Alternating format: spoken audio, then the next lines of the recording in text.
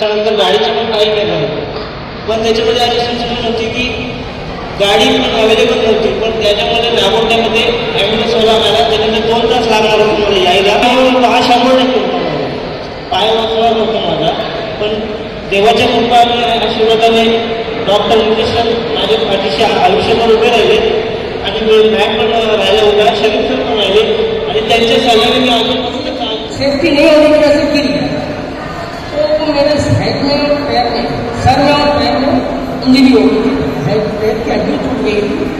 तो यहाँ पे आके सर मुझको ऐसा लगता है कि हमने बहुत सी चीजें सीखी आज जो हम नहीं जानते थे और हम जाने स्टेप्स हैं, यही मैं आपको बताऊंगा।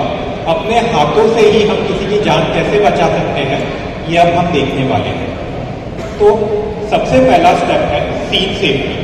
सीन सेफ्टी यानी देखो हादसा कहीं पे भी हो सकता है, तो डेफिनेटली हमें हमारी जान जोखिम में जब डाल के उस जगह पे नहीं जाना है। अगर वो सीन सेफ है तो जाके वहां से उस इंसान को एक सेफ जगह पे लेके आओ।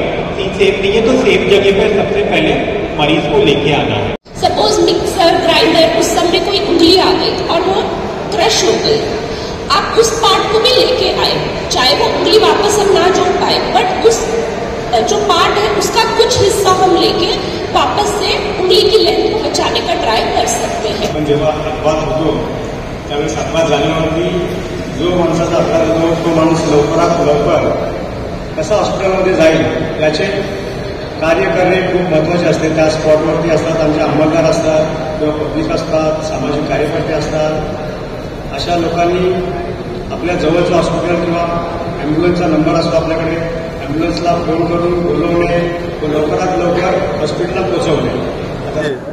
पोलिसांचा त्यांनी भीती बाळगू नये, त्यांची कोणत्या प्रकारची इन्क्वायरी केली जात नाही किंवा त्यांना पोलिसांकडून कोणत्या प्रकारचा त्रास दिला जातो।